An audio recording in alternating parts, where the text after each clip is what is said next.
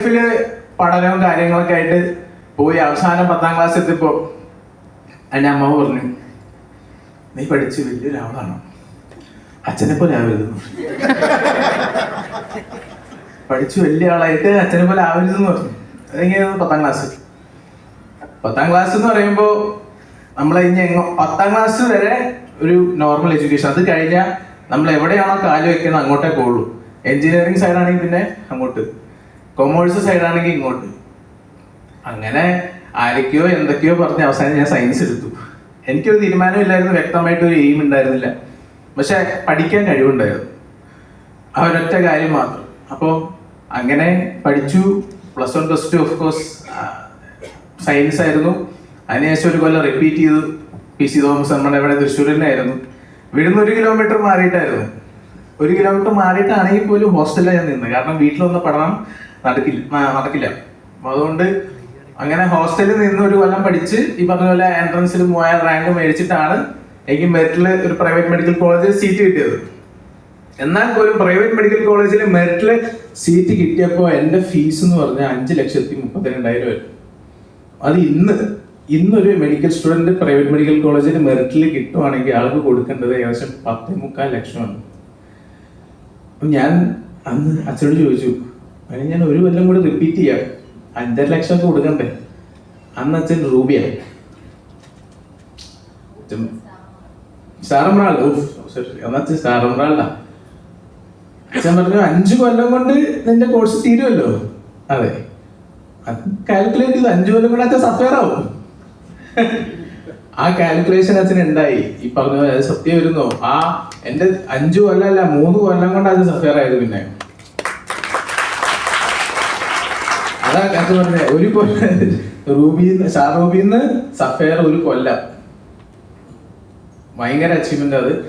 അപ്പൊ ഞാൻ പറഞ്ഞത് ഇതിലൊന്നും ഞാൻ അത്ര ഇൻവോൾവ് അല്ലായിരുന്നു. ഞാൻ പറഞ്ഞ പോലെ മെഡിസിനിൽ പോയി 5 കൊല്ലം ഈ പറഞ്ഞ വനവാസം പോലെ ആയിരുന്നു. പബ്ലിക് ഹോളിഡേ പോലും ഇല്ല. പബ്ലിക് ഹോളിഡേ എങ്ങനെയാ ഉണ്ടാവുക? ഹോസ്പിറ്റൽ അടച്ചുവിടും പബ്ലിക് ഹോളിഡേസിന്? ഇല്ല. ഞങ്ങൾക്കും ക്ലാസ്സും കാര്യങ്ങളൊക്കെ എന്നുണ്ട്. എന്തിന്?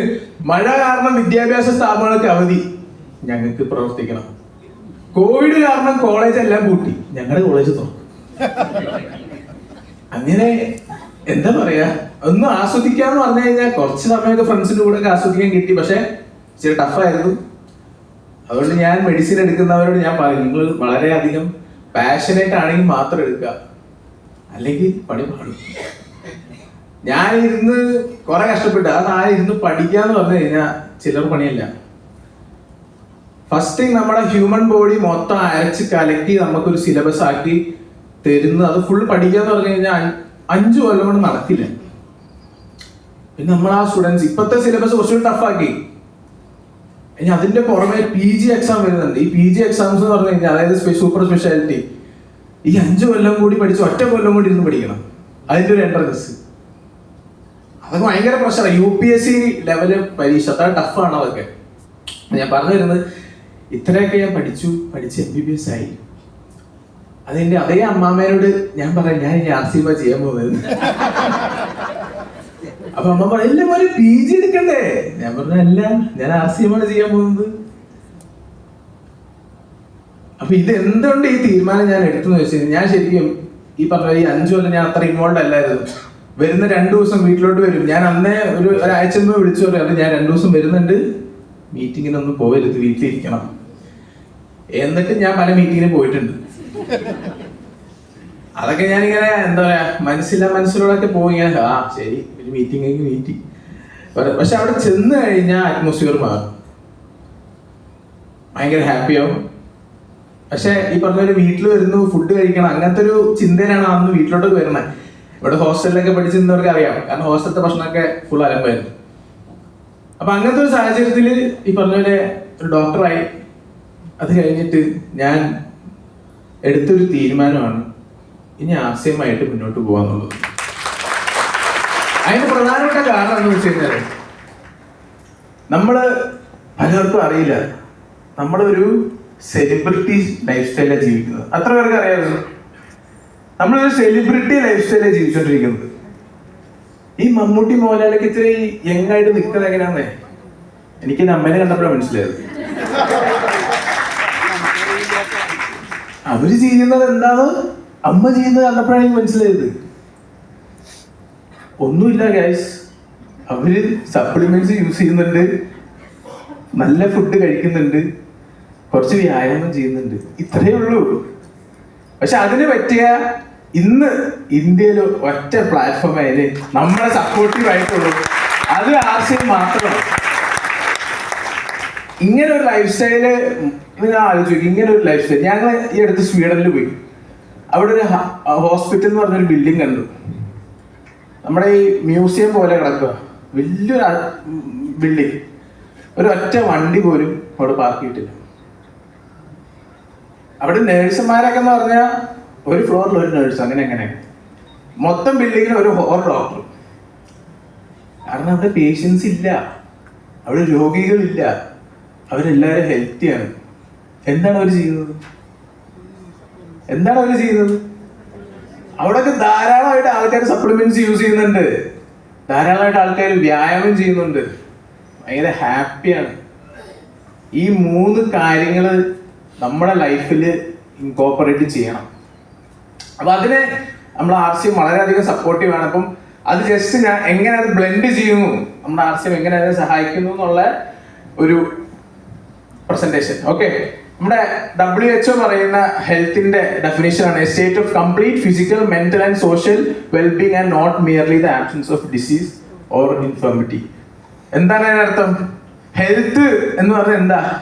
നമ്മള് ഹെൽത്തി ആണെന്ന് പറയുമ്പോൾ അതിന്റെ ഡെഫിനിഷൻ എനിക്ക് അസുഖമൊന്നും ഇല്ല സാറേ എന്ന് പറഞ്ഞാൽ ഹെൽത്തി ആണെന്നില്ല. ആൾക്കാർ ഫിസിക്കലി ഹെൽത്തി ആയിരിക്കണം, മെന്റലി ഹെൽത്തി ആയിരിക്കണം, ഒരു ഹെൽത്തി ആയ സമൂഹത്തിൽ ജീവിക്കണം. ഇത് ശരിക്കും പറഞ്ഞാൽ WHO ഹെൽത്തിന് കൊടുത്ത ഡെഫിനിഷൻ ആണെങ്കിൽ ഇത് ഞാൻ പറയും RCMലുള്ള ആൾക്കാരുടെ ഇപ്പൊ ജീവിക്കുന്ന ഡെഫിനിഷൻ ആണിത്. നിങ്ങൾ ആലോചിച്ച് നോക്കുക, ഫിസിക്കലി നിങ്ങൾ ഹെൽത്തി ആണോ? മെന്റലി നിങ്ങൾ ഹെൽത്തി ആണോ? അതാണ് എനിക്ക് ചോദിക്കുന്നത്. മെന്റലി നിങ്ങൾ ഹെൽത്തി ആണോ?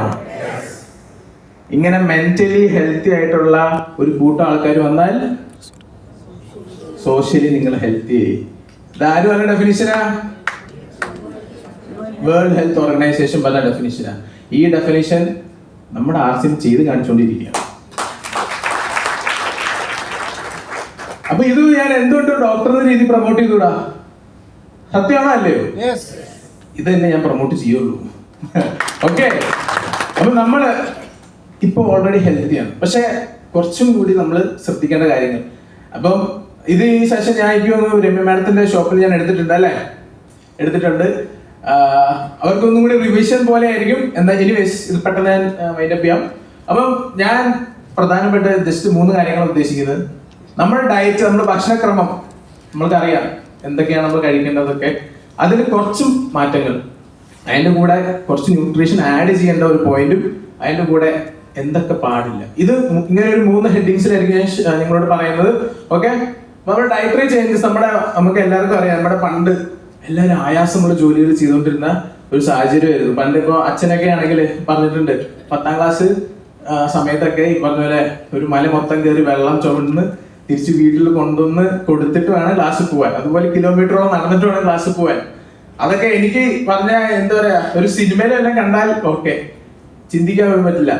100 മീറ്ററുള്ള എന്റെ സ്കൂൾ തൊട്ട് എന്റെ വീട്ടിൽ നിന്ന് ദൂരം. പിന്നെ കോളേജിലായപ്പോ പിന്നെ വണ്ടി കിട്ടി, കാറിലായിരുന്നു യാത്ര. അപ്പൊ അങ്ങനെയുള്ള കാര്യങ്ങളൊന്നും ഇന്നത്തെ തലമുറയ്ക്ക് ചിന്തിക്കാൻ പോലും പറ്റില്ല. അപ്പൊ അങ്ങനെ ആയാസമുള്ള ജോലികളാണ് മൊത്തം പണ്ട് ആൾക്കാർ ചെയ്തത്. നിങ്ങൾക്ക് തന്നെ പലരും ചെയ്തവരുണ്ടാവും, ഇത് നിങ്ങളുടെ പാരന്റ്സ് ചെയ്തവരുണ്ടാവും, ആണല്ലോ. എന്നാ അന്ന് അവർ കഴിച്ചോണ്ടിരുന്ന ചോറ്, കഞ്ഞി, കപ്പ, പയറ്, പുട്ട് എല്ലാം അവർ കഴിച്ചോണ്ടിരുന്നു. പക്ഷെ ഈ പണി അവർ എടുക്കുമായിരുന്നു, ആണോ അല്ലയോ? അതൊക്കെ അങ്ങനെ തന്നെ കത്തിപ്പോ അല്ലേ? അവർക്ക് കിട്ടിക്കൊണ്ടിരുന്ന ഭക്ഷണം നല്ല അടിപൊളി ഭക്ഷണമായിരുന്നു. വീട്ടിലുണ്ടാക്കിയ സാധനം തന്നെ കിട്ടിക്കൊണ്ടിരുന്നത്. ചിക്കൻ ആണെങ്കിലും കോഴിയാണെങ്കിലും മുട്ടയാണെങ്കിലും എന്താ വീട്ടിൽ പറമ്പിലുള്ളതാണ്. അതുപോലെ പാലാണെങ്കിലും പുലി എന്ന പശു എന്നൊക്കെ എടുക്കുന്നത് സ്വന്തം വീട്ടിലുണ്ടാവുന്നത്, ആണോ അല്ലയോ? യെസ്. പക്ഷെ ഇന്നത്തെ സാഹചര്യത്തിൽ നോക്കിക്കേ, ഈ സാധനങ്ങളൊക്കെ വന്നോടെ നമ്മൾ ആ സോഫയിലേക്ക് ഇരുന്നാൽ മതി. ഒരു പണിയെടുക്കേണ്ടത്. ഇന്നിപ്പോ ഇത് ഇങ്ങനെ ഉന്തി കിടക്കുന്ന ഇപ്പൊ വേറെ സാധനം വന്നിട്ടുണ്ട്, റോബോട്ട് വന്നിട്ടുണ്ട്. അത് ഓൺ ചെയ്ത് വിട്ടാൽ മതി, ഫുൾ ക്ലീൻ ചെയ്ത് തിരിച്ചുകൂടെ വന്ന് ഇവിടെ തന്നെ വരും. ആ പണി പോലും ഇല്ല. നമ്മള് ഡെവലപ്പ് ആവുന്നതോടെ നമ്മുടെ പണികളെല്ലാം കുറഞ്ഞു വരിക. അപ്പൊ ബേസിക്കലി നമുക്ക് ഫിസിക്കലായിട്ട് ഇപ്പൊ കാശ് കൊടുത്തിട്ട് വേണം ആൾക്കാര് പണിയെടുക്കാൻ, അല്ലേ? ഈ വെള്ളം കോരുന്ന ബാക്ക് മസിലിന്റെ പണിയാണത്, ജിമ്മിൽ പോകുന്നവർക്ക് അറിയാം. അതിനിപ്പോ കാശ് കൊടുത്തിട്ട് വേണം ചെയ്യാൻ. അപ്പൊ അതുപോലെ ആയാസം നമ്മുടെ ലൈഫിൽ വളരെ ഫിസിക്കലായിട്ടുള്ള വർക്ക് ഭയങ്കര കുറവാണ്. പക്ഷെ ആ ഭക്ഷണക്രമം നമ്മൾ അങ്ങോട്ട് മാറ്റിയിട്ടില്ല, അല്ലേ? എന്താ കഴിക്കുന്നത്? രാവിലെ ചോറ്, രാവിലെ കഞ്ഞി, ഉച്ചയ്ക്ക് ചോറ്, വൈകുന്നേരം കഞ്ഞി, അല്ലേ? എന്താണ് നിങ്ങളുടെ ഡയറ്റിൽ കൂടുതലുള്ള ഒരു ഘടന വളരെയധികം കൂടുതലാണ് നിങ്ങളുടെ ഡയറ്റിൽ. എന്താണത്? Carbohydrate, glucose. ഈ സംഭവം നമ്മള് എല്ലാവരും നമുക്കറിയാം. നമുക്ക് എസ്പെഷ്യലി സൗത്ത് ഇന്ത്യൻ ഡയറ്റ് വളരെയധികം കാർബോഹൈഡ്രേറ്റ്സ് കൂടുതലാണ്. പക്ഷെ ഇത്ര കൂടാനുള്ള കാരണം പണ്ട് ആൾക്കാർ നല്ല ആയാസമുള്ള ജോലി ചെയ്യാറ്, പക്ഷെ ഇപ്പം അത് കുറവാണ്. ഗ്ലൂക്കോസ് നിങ്ങളുടെ ഡയറ്റിൽ എന്ത് ചെയ്യാ? കുറയ്ക്കാം. അല്ലെങ്കിൽ വേറൊരു സൊല്യൂഷൻ ഉണ്ട്, ആരും ചെയ്യില്ല. എന്താണെന്നറിയോ? പണിയെടുക്കുക. അതാരും ചെയ്യില്ല. ഞാൻ പറയുകയാണെങ്കിൽ ഒരു 45 മിനിറ്റ് എങ്കിലും മിനിമം നിങ്ങൾ വർക്ക്ഔട്ട് ചെയ്യുക. ഒന്നും ചെയ്യണ്ട, സ്റ്റെപ്പ് ഒന്ന് കയറി ഇറങ്ങിയാൽ മതി. സ്റ്റെപ്പ് കയറി ഇറങ്ങാൻ അറിയില്ലേ? കയറി ഇറങ്ങി നോക്ക്. അമ്മ, ഞാൻ പറയും, അമ്മ എന്ത് എക്സസൈസ് ചെയ്യും? എന്നിട്ട് ഫുള്ള് യോഗ ഒക്കെ എടുത്ത് ഫുള്ള് രാവിലെ കാണും, വൈകുന്നേരമൊക്കെ കാണും. ഞാൻ പറഞ്ഞൊരു കാര്യം ചെയ്യും, ഞാൻ ഈ പറഞ്ഞ വ്യായാമം ചെയ്യും. ആ സ്റ്റെപ്പ് ഒന്ന് കയറി ഒരു 10 റൗണ്ട് ഇറങ്ങിയിട്ട് വന്നു. 3 വട്ടം കയറി, അതോടെ കിളിപ്പി. നടുവിലൊക്കെ കൈ വെച്ച് പോരെ, ഇതത്ര പോരെ. ഇത് നിങ്ങളൊരു ശീലമാക്കാം. ഒന്നും ചെയ്യാൻ പറ്റിയില്ലെങ്കിൽ സ്റ്റെപ്പ് കയറാം. നിങ്ങളുടെ ലോവർ ബോഡി മസിൽസ് സ്ട്രോങ് ആകും. കാരണം തിരിച്ച് രക്തം ഹാർട്ടിലോട്ട് വരണമെങ്കിൽ നിങ്ങളുടെ ലോവർ ബോഡി മസിൽസ് സ്ട്രോങ് ആവണം. അപ്പൊ നിങ്ങള് മിനിമം സ്റ്റെപ്പ് കയറി ഇറങ്ങുക. ഈ വ്യായാമം ചെയ്യാന്ന് പറഞ്ഞു കഴിഞ്ഞാൽ പലരും എന്താണെന്നറിയോ? മാർക്കറ്റിലോട്ട് ഞാൻ പാല് മേടിക്കാൻ പോകും, പാല് മേടിച്ച് തിരിച്ചു വരും. ഇതാണ് വ്യായാമം. ഹൃദയമിടിപ്പ് കൂടണം മിസ്റ്റർ, ഹാർട്ട് ബീറ്റ് ഒന്ന് കൂടണം, 100ന്റെ അടുത്ത് എത്തിക്കുക. ആ ലെവലിൽ വ്യായാമം നിങ്ങൾ ചെയ്യണം. ഇത് 10 റൗണ്ടിന്റെ 3 സൈക്കിളെങ്കിലും ചെയ്യാനും ഞാൻ പറയാം. പക്ഷെ ബിഗിനേഴ്സ് എന്ന രീതിയിൽ നിങ്ങൾ അത് പതുക്കെ ഇൻക്രീസ് ചെയ്യുക. നിങ്ങളുടെ ലോവർ ബോഡി മസിൽസ് സ്ട്രോങ് ആക്കുക. നമ്മള് എല്ലാവരും ഹെൽത്തി ഡയറ്റ് ആണെന്ന് എനിക്കറിയാം, എല്ലാവരും സപ്ലിമെന്റ്സ് യൂസ് ചെയ്യുന്നുണ്ട്, എല്ലാവരും ഹെൽത്തിയാണ്. പക്ഷെ വർക്കൗട്ട് ഈ പറഞ്ഞ കാര്യം കൂടി ഇൻക്ലൂഡ് ചെയ്യാം. ഇപ്പൊ ഞാൻ എല്ലാവരും ഞാൻ അച്ഛനമ്മ ട്രെയിനർ. ഇപ്പൊ മേ ബി ഇനി ഒരു 2 കൊല്ലം കൂടി കഴിഞ്ഞാൽ 10 വയസ്സ് കൂടി കുറയും. ചെയ്യണം.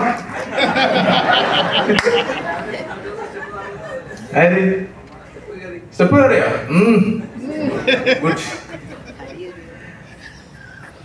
അപ്പൊ ഇത് ഒരു ശീലമാക്കുക. നിങ്ങളെ ലീഡേഴ്സ് ചെയ്യുന്നത് നിങ്ങൾ ചെയ്യണം എന്നല്ലേ? ഫോളോ യുവർ ലീഡേഴ്സ് എന്നല്ലേ അവര് ചെയ്യുന്നുണ്ട്. ഓക്കെ, നിങ്ങൾ ചെയ്യോ? ഓക്കെ, അത്രേ ഉള്ളൂ.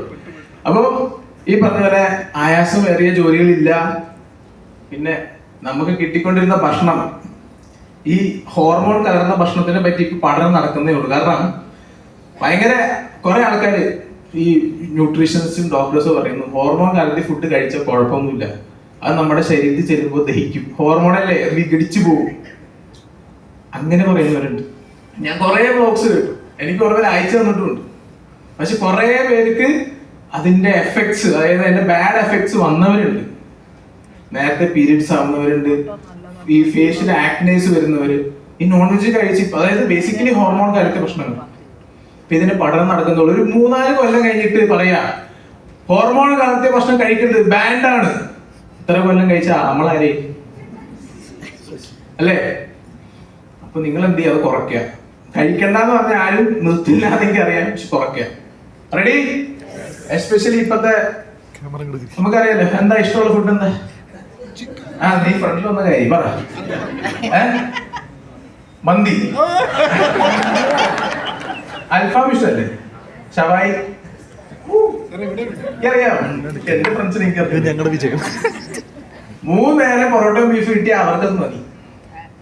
പിള്ളേരെ ഞാൻ വെജിറ്റേറിയൻ ആട്ടോ, എന്റെ വണ്ണം കണ്ടങ്ങനെ തോന്നില്ലെങ്കിലും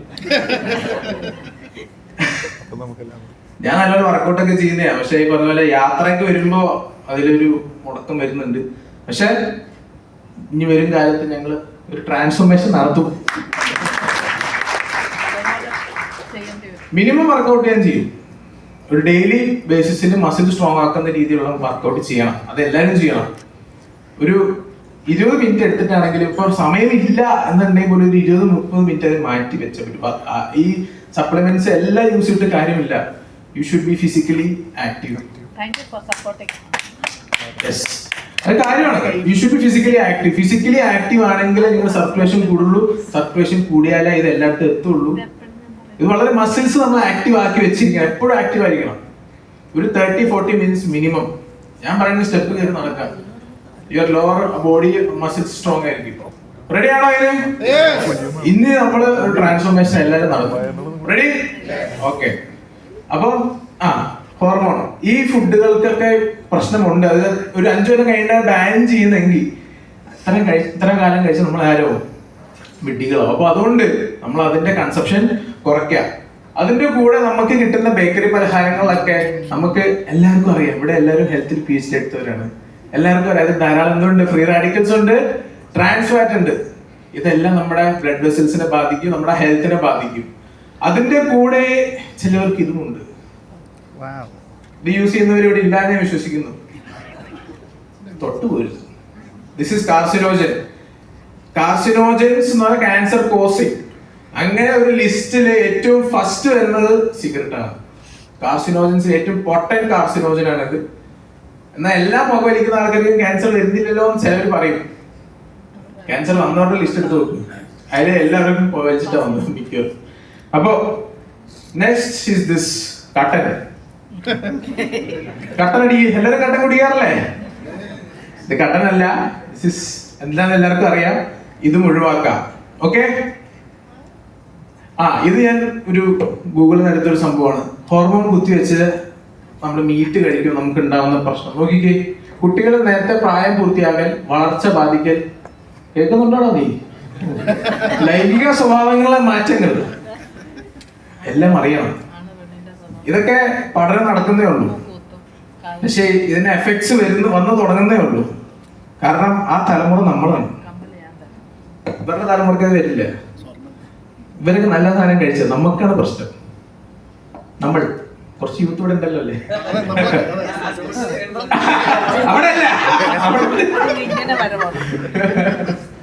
ഓക്കെ. അപ്പോ നോൺ വെജ് കുറയ്ക്ക, വ്യായാമം ചെയ്യുക. ഇത് ഞാൻ ഇങ്ങനെ റിപ്പീറ്റഡ് ആയിട്ട് പറയാൻ കാരണം ഇത് ചെയ്യണം. റെഡിയാണോ? ഓക്കെ.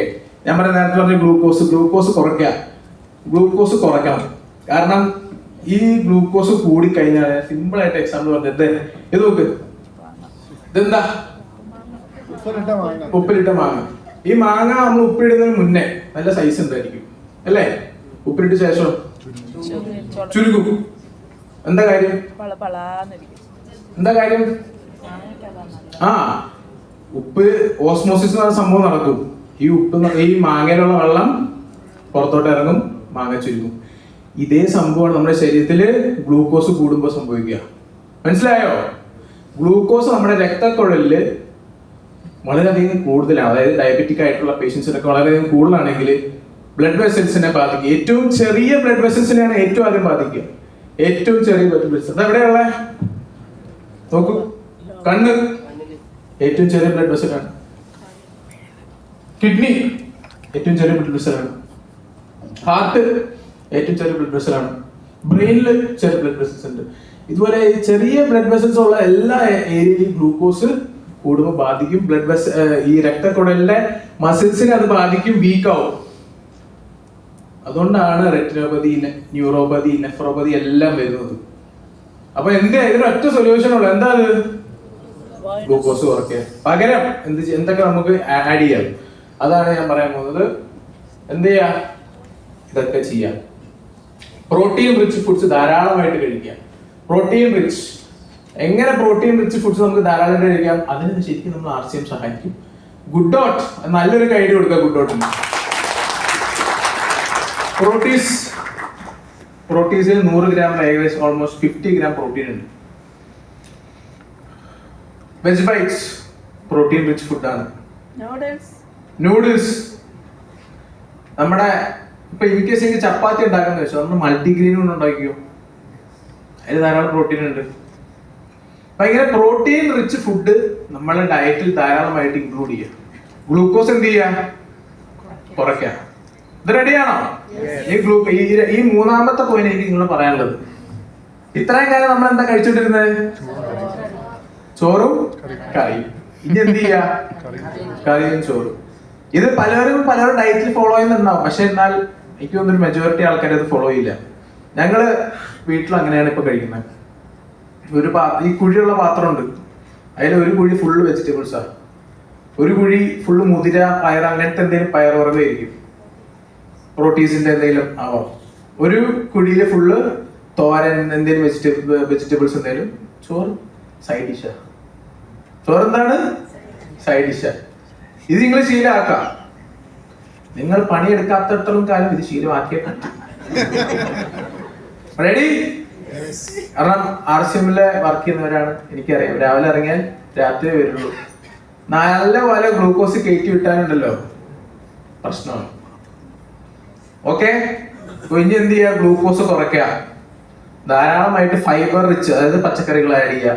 പ്രോട്ടീൻ റിച്ച് ഫുഡ്സ് ഉണ്ട് നമുക്ക്, അത് ആഡ് ചെയ്യുക. ഹെൽത്തി ഫാറ്റ്സ് ആണ് എന്താണ്? omega-3 പോലത്തുള്ള ഹെൽത്തി ഫാറ്റ്സ്. നമുക്ക് ഈ നട്ട്സ്, സീഡ്, ഈ മറ്റേ ഡ്രൈ ഫ്രൂട്ട്സ് എന്നൊക്കെ കിട്ടും. കുറച്ച് ഡ്രൈ ഫ്രൂട്ട്സ് ഒക്കെ വല്ലപ്പോഴൊക്കെ കഴിക്കുക. നമ്മുടെ സപ്ലിമെന്റ്സ് യൂസ് ചെയ്താൽ ഇതൊക്കെ കിട്ടും. എന്നാൽ നമുക്ക് പക്ഷെ കഴിക്കണമല്ലോ, ഭക്ഷണം കഴിക്കണമല്ലോ, വിശക്കില്ലേ? ഈ PVMF കഴിച്ചു. സത്യം പറയണം, PVMF കഴിച്ചിട്ട് വേറെ ഒന്നും കഴിക്കാത്തവർ എത്ര പേരുണ്ട്? PVMF കഴിക്കും, രാവിലെ PVMF കഴിക്കും, എന്നിട്ട് ഒരു ബ്രേക്ക്ഫാസ്റ്റ് പോയി. പിന്നെ എന്തിനാണ്? അതായത് ആ കഴിച്ച ഫീലിംഗ് അല്ലേ, അതൊന്നും മാറില്ല. ഞങ്ങള് കാലങ്ങളായിട്ട് PVMF ഞങ്ങളുടെ വീട്ടിലെങ്ങാനും വന്നാൽ തീർന്നു. നിങ്ങള് പട്ടിണിയാണെന്ന് വെച്ചാൽ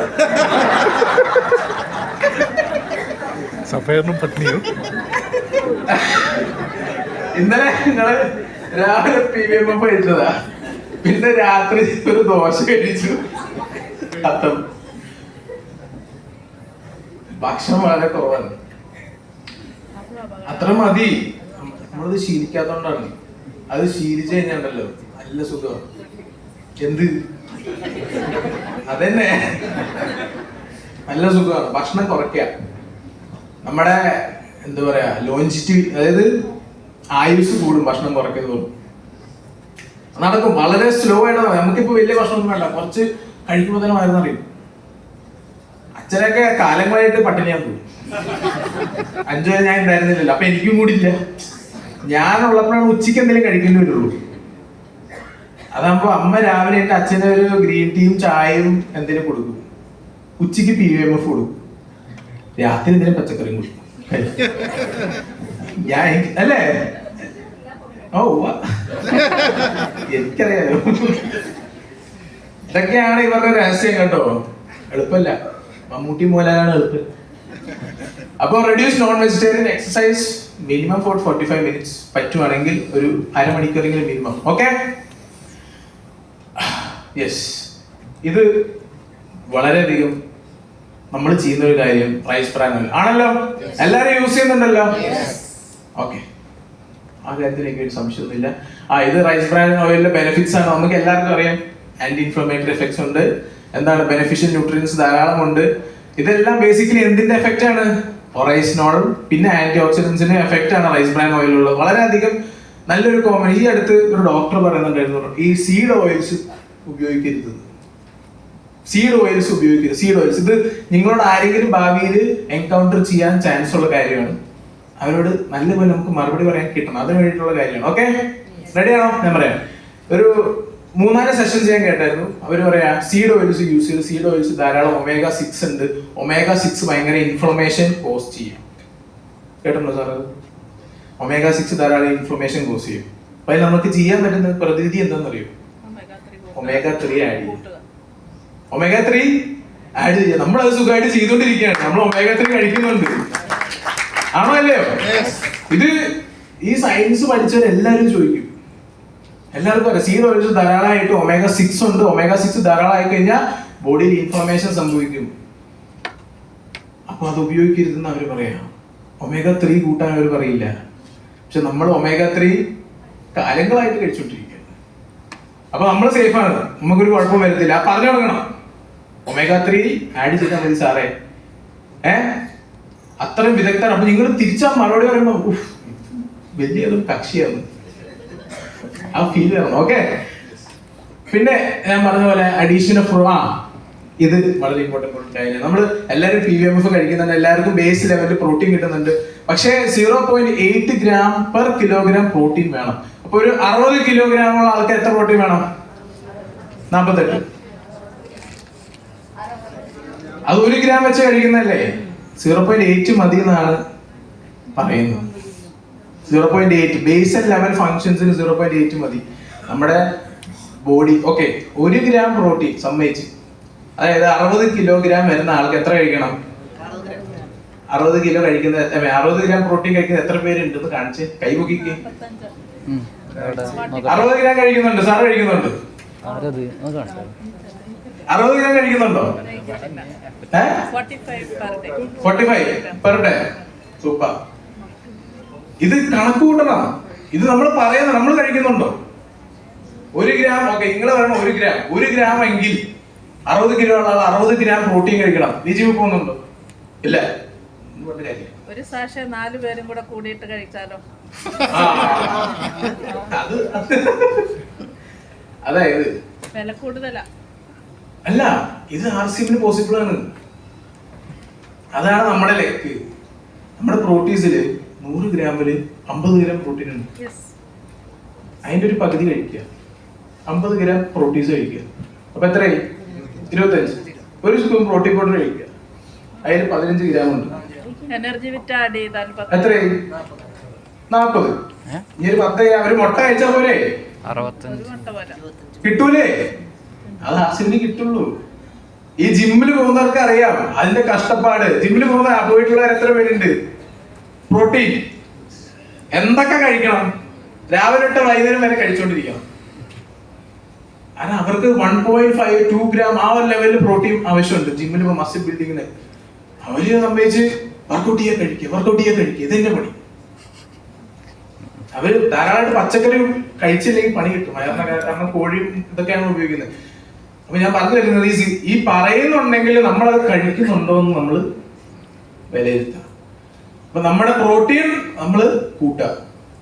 ഇവരൊക്കെ നല്ലപോലെ കഴിക്കുന്നുണ്ട് കേട്ടോ. അത് ലീഡേഴ്സ് ഫോളോ ചെയ്യണം. നാളെ ഇതൊക്കെ പറഞ്ഞു കൊടുക്കണം കേട്ടോ. എന്റെ രഹസ്യം ഇതാണെന്നൊക്കെ പറയും.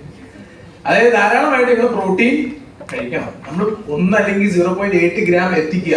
അതായത് നിങ്ങളുടെ വെയിറ്റ് എത്രയാണോ അതിന്റെ അത്രയും ഗ്രാം പ്രോട്ടീൻ കഴിക്കുന്നുണ്ടെന്ന് ഉറപ്പുവരുത്തുക. പ്രോട്ടീൻസ് ഉണ്ട്, ഇനി വരുന്ന സ്ലൈഡിലെ പറയും നല്ല ഫുഡ്, പ്രോട്ടീൻ റിച്ച് ഫുഡുകൾ ഉണ്ട് ധാരാളം. അതൊക്കെ ധാരാളമായിട്ട് ഇൻക്ലൂഡ് ചെയ്യുക. പ്രോട്ടീൻ. ഓക്കെ. പിന്നെ ഇത് എല്ലാവർക്കും അറിയുന്ന കാര്യമാണ്. നമ്മുടെ ദഹനരസങ്ങള്, എൻസൈംസ്, ആന്റിബോഡീസ്, പിന്നെ ഈ പറഞ്ഞ പോലെ മൂവ്മെന്റ് ഓഫ് എസെൻഷ്യൽ മോളിക്യൂൾസ്, ഇതൊക്കെ എന്ന് പറഞ്ഞാൽ അതായത് നമ്മളിപ്പോൾ ധാരാളമായിട്ട് ഇലക്കറി എല്ലാം കഴിക്കുന്നുണ്ട്, വിറ്റമിൻസ് ഒക്കെ എനിക്ക് ധാരാളമായിട്ട് കഴിക്കുന്നുണ്ട്. പക്ഷെ പ്രോട്ടീൻ കഴിക്കുന്നില്ല എന്നുണ്ടെങ്കിൽ അത് എത്തുന്നിടത്ത് എത്തൂല. നിങ്ങൾ ഇൻഡയറക്ട്ലി പ്രോട്ടീൻ കഴിക്കുകയാണെങ്കിൽ പോലും ഈ എഫക്ട്സ് എല്ലാം നിങ്ങൾക്ക് കിട്ടും. മസിൽ ഡെവലപ്മെന്റ് ആണെങ്കിലും ശരി, ഈ ദഹനരസങ്ങളാണെങ്കിലും ശരി, ആന്റിബോഡീസ് ആണെങ്കിലും ശരി, ഇതെല്ലാം നമ്മുടെ പ്രോട്ടീൻ ആണ്. അപ്പൊ പ്രോട്ടീൻ നമ്മൾ ധാരാളമായിട്ട് നമ്മുടെ ഡയറ്റിൽ കൂട്ടാം. റെഡി ആണോ? വ്യായാമം ചെയ്യാം. റെഡി? ഗ്ലൂക്കോസ് കുറയ്ക്കുക. ചെയ്യോ? ഇനി നിങ്ങൾ ഒരു 2 times ഹെൽത്തി ആവും ഇത് ഫോളോ ചെയ്യുകയാണെങ്കിൽ. റെഡി? പിന്നെ ഓക്കെ, ഞാൻ പറഞ്ഞ സപ്രത നോക്കൂ. മുട്ട മുട്ട യൂസ് ചെയ്യാം. നല്ല പ്രോട്ടീൻ സോഴ്സ് ആണ്. ഫിഷ് നല്ല പ്രോട്ടീൻ സോഴ്സ് ആണ്.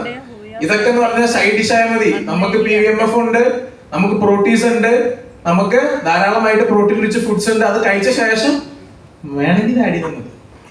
അതൊന്നും ഇവര് കഴിക്കാറില്ല. മമ്മൂട്ടി മോഹൻലാൽ ഇതൊന്നും കഴിക്കാറില്ല. ഈ മമ്മൂട്ടി മോഹൻലാൽ അതല്ല. സോയാബീൻ, ചിക്കൻ, നമ്മുടെ പയറ്, ഇത് മറ്റേ എന്താ പറയാ, കടല, പനീർ, ഇതൊക്കെ പ്രോട്ടീൻ റിച്ച് ഫുഡ്സ് ആണ്. അപ്പൊ ഇൻ കേസ് എനിക്ക് ഒരു ചേഞ്ച് വരണം തോന്നുവാണെങ്കിൽ അതിലൊന്നും ഉൾപ്പെടുത്തി ഒരു മുട്ടക്കറി ഉണ്ടാക്കിയോ?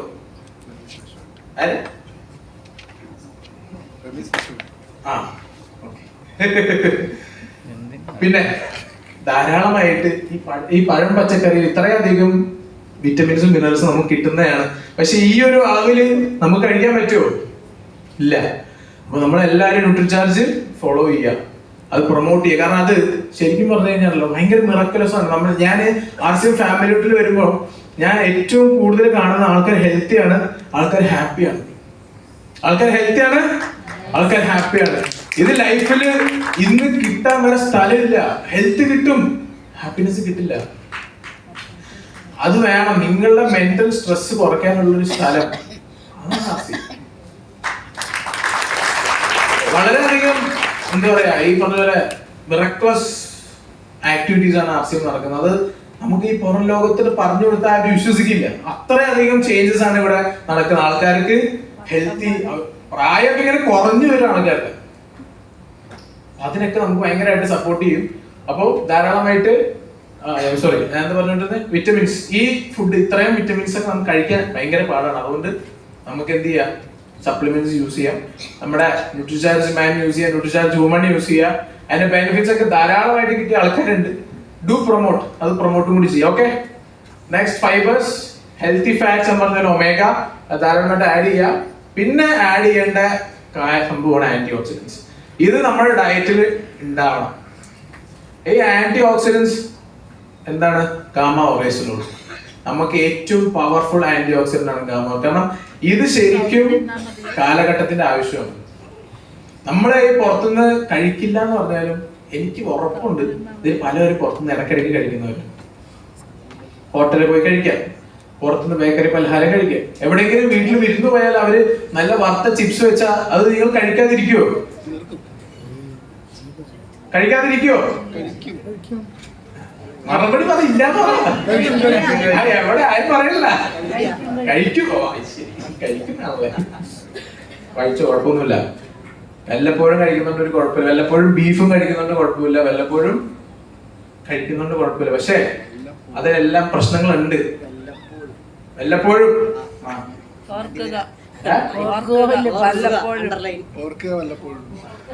അതെ, ഓർക്കുക വല്ലപ്പോഴും. അപ്പൊ ആന്റി ഓക്സിഡൻസ് നമുക്ക് ഇതിന് കിട്ടുന്ന ആ ബാഡ് എഫക്ട്സിനെല്ലാം കുറയ്ക്കും. ധാരാളമായിട്ട് നിങ്ങളുടെ ഡയറ്റിൽ ആഡ് ചെയ്യാം. ഓക്കെ, ഇതിന് ഗാമോറസിനെ പറ്റി എഴുതിയ യെസ്, ഈ സ്ലൈഡും കൂടി വളരെ ഇമ്പോർട്ടന്റ് ആണ്. റീയൂസിങ് ഓഫ് കുക്കിംഗ് ഓയിൽ പരമാവധി കുറയ്ക്കുക. നമ്മുടെ റൈസ് ബ്രാൻ ഓയിൽ ഒരു വട്ടം 2 വട്ടം യൂസ് ചെയ്യുന്നത് കുഴപ്പമില്ല. പക്ഷേ എന്നാൽ പോലും ശ്രദ്ധിക്കുക, അതിനപ്പുറത്തോട്ട് അത് യൂസ് ചെയ്യരുത്.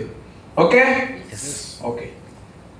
അതിന്റെ ബാഡ് എഫക്ട്സ് എഴുതിയിരിക്കുന്നത് ഹാർട്ട് ഡിസീസ്, ക്യാൻസർ, എല്ലാവർക്കും അറിയാവുന്ന കാര്യമാണ്.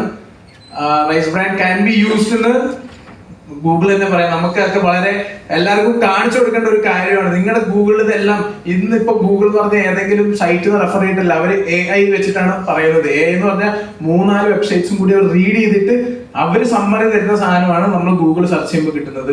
വളരെയധികം എന്താ പറയാ, വാലിഡ് ആയിട്ടുള്ള പോയിന്റ്സ് ആണ് പറയുന്നത്. അപ്പൊ റീയൂസ് ചെയ്യാമെന്ന് നമുക്ക് എല്ലാ സൈറ്റ്സും റെഫർ ചെയ്താൽ നമുക്ക് കിട്ടും. അതുപോലെ എക്സസീവ് സ്ട്രെസ്, ഈ സ്ട്രെസ് നിങ്ങളുടെ ലൈഫിൽ നിന്ന് കളയണം. സ്ട്രെസ് കൂടുമ്പോൾ നമ്മുടെ ബോഡിയിൽ ബാഡ് ഹോർമോൺ, അതായത് കോർട്ടിസോൾ പോലത്തെ ഹോർമോൺസ് ഒക്കെ ധാരാളമായിട്ട് വരും. അതൊക്കെ നമ്മൾ എന്ത് സപ്ലിമെന്റ്സ് കഴിച്ചാലും എന്ത് ഇത് ഹെൽത്തി ഫുഡ് കഴിച്ചാലും സ്ട്രെസ് ഉണ്ടെങ്കിൽ നോ യൂസ്. സ്ട്രെസ് ലൈഫിൽ നിന്ന് കുറയ്ക്കുക. റെഡി? ഓക്കെ. പിന്നെ സ്ട്രെസ് കുറയ്ക്കുക, സ്മോക്കിംഗ്, ആൽക്കഹോൾ പാടില്ല. ഇത് വളരെ അധികം ശ്രദ്ധിക്കുക. 8 മണിക്ക് ശേഷം ആരും കഴിക്കരുത്. 8 മണിക്ക് ശേഷം ആരും കഴിക്കരുത്. ഇതിന്റെ സയൻസ് എന്താണെന്ന് വെച്ചാൽ നമ്മുടെ ബോഡിയിൽ ഇൻസുലിൻ ഉണ്ടല്ലോ. രാവിലെ എണീറ്റ് കുറച്ചൊരു കാണത്തില്ലല്ലേ, രാവിലെ എണീക്കുമ്പോ ഈ പീക്കിലായിരിക്കും. ഉച്ചയാകുമ്പോ കുറഞ്ഞ് രാത്രി ആകുമ്പോ ഇവിടെ എത്തും. നമ്മുടെ ശരീരത്തിൽ ആ സമയത്തൊക്കെ ഇൻസുലിൻ വളരെ കുറവാണ്. 8 മണി ആ സമയത്ത് നമ്മൾ ഫുഡ്, അതായത് പാൻക്രിയാസ് കടയടച്ച് പോയി. അതിനുശേഷം നമ്മള് ഒരു ചിപ്സും കഴിച്ചു. ഒരു ചിപ്സ് അല്ലല്ലോ കഴിക്കും, കുറച്ചധികം കഴിക്കും. ആ അപ്പൊ എന്ത് സംഭവിക്കുക? പാൻക്രിയാസ് നമ്മൾ വീണ്ടും പുഷ് ചെയ്യാണ്. ആ സമയത്ത് നാച്ചുറലി നടക്കേണ്ട പ്രോസസ് എന്താന്ന് വെച്ച് കഴിഞ്ഞാൽ 8 മണിക്ക് ആരും കടന്ന് ഉറങ്ങില്ലല്ലോ. പിറ്റേ ദിവസം 8 മണിക്കല്ലേ കഴിക്കുള്ളൂ. അവിടെ നാച്ചുറലി നടക്കേണ്ട എന്താന്ന് വെച്ച് കഴിഞ്ഞാൽ നമ്മുടെ ശരീരത്തിലെ എനർജി വെച്ചിട്ട് വേണമായിരുന്നു വർക്ക് ചെയ്യിപ്പിക്കാൻ. നമ്മുടെ ശരീരത്തിന് എനർജി എവിടെയുള്ള നമ്മുടെ സ്റ്റോർ എനർജീസ് ധാരാളം ഉണ്ട്. നിങ്ങൾക്ക് ഫാറ്റ് ലോസ് ചെയ്യണമെന്നുണ്ടെങ്കിൽ സിമ്പിൾ, രാത്രി 8 മണിക്ക് ശേഷം കഴിക്കരുത്, സ്റ്റോപ്പ് ചെയ്യുക. പിറ്റേ ദിവസം 8 മണിക്ക് കഴിക്കുക. നിങ്ങൾ അറിയാതെ 12 മണിക്കൂർ നിങ്ങൾ ഫാസ്റ്റ് ചെയ്യാണ്. ആണോ അല്ലയോ? പക്ഷെ അത് ഫാസ്റ്റിംഗ് പ്രോസസ്സിന് വേണ്ടി മാത്രമല്ല, ബോഡി നാച്ചുറൽ ആയിട്ട് ഫിറ്റ് ആയി നിൽക്കാൻ, അല്ലെങ്കിൽ എല്ലാം കറക്റ്റായിട്ട് നടക്കാൻ. ഹോർമോണൊക്കെ എന്ന് പറഞ്ഞത് ഇവിടെ എത്തുമ്പോൾ നിൽക്കും. 8 മണി കഴിഞ്ഞാൽ ശരീരത്തിൽ ഇൻസുലിൻ ഇല്ല. പിന്നെ നിങ്ങൾ പുഷ് ചെയ്ത് അതിനെ കട തുറപ്പിച്ച് വീണ്ടും പ്രൊഡ്യൂസ് ചെയ്യിപ്പിക്കുകയാണ്. അതിനോട് ചെയ്യുന്ന നന്ദികളാണ് അത്. അപ്പൊ 8 മണിക്ക് ശേഷം ഫുഡില്ല. വട്സാറൊക്കെ അത് ഭയങ്കര സ്ട്രിക്റ്റ് ആയി. കഴിഞ്ഞ ഇവിടെ കൊച്ചിയിൽ സെലിബ്രേഷൻ വട്സാർ വന്നു. അവിടെ നിന്ന് ഇറങ്ങാൻ ലേറ്റ് ആയി. അപ്പൊ ഞങ്ങൾ 8:30 ഞാൻ സാറിനെ ഹോട്ടലിൽ കൊണ്ടാക്കാൻ പോവാ. ഞാൻ സാർ കഴിച്ചിട്ടില്ലല്ലോ, നമുക്ക് ഇവിടുന്ന് കഴിച്ചിട്ട് പോവാ. നോ ഞാൻ വെള്ളം കുടിച്ച് കിടന്നുറങ്ങാൻ പോകും. വെള്ളം കുടിച്ച് കിടന്നുറങ്ങി. അങ്ങനെയാണ് ഓരോ ആൾക്കാര്. ഞാൻ വരെ ഞെട്ടിപ്പോയി. അതെ, പാവപ്പെട്ട കോടീശ്വരൻ. അപ്പൊ നിങ്ങള് ഇത് ശ്രദ്ധിക്കുക, 8 മണിക്ക് ശേഷം ഫുഡ് കഴിക്കരുത്.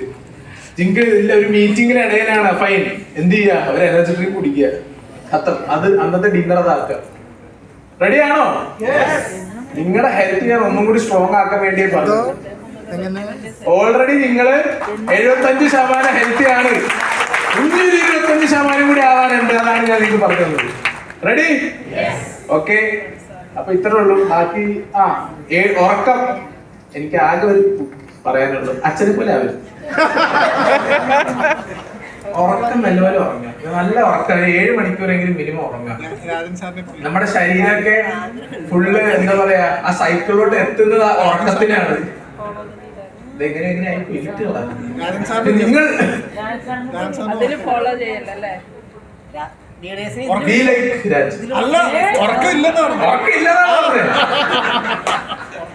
അത് ശരി, അത് പിന്നെ ഫോളോ ദ ലീഡറാണല്ലോ. അപ്പൊ ധാരാളമായിട്ട് ഉറങ്ങുക. ധാരാളമല്ല, ആവശ്യത്തിന് ഉറങ്ങുക. Okay okay, thank you. അപ്പൊ നല്ലപോലെ പല കാര്യങ്ങളൊക്കെ ഓർമ്മയുണ്ടല്ലോ. ഹെൽത്ത്, വ്യായാമം എല്ലാം നിങ്ങൾ കണ്ടിന്യൂ ചെയ്യുക. Okay, thank you.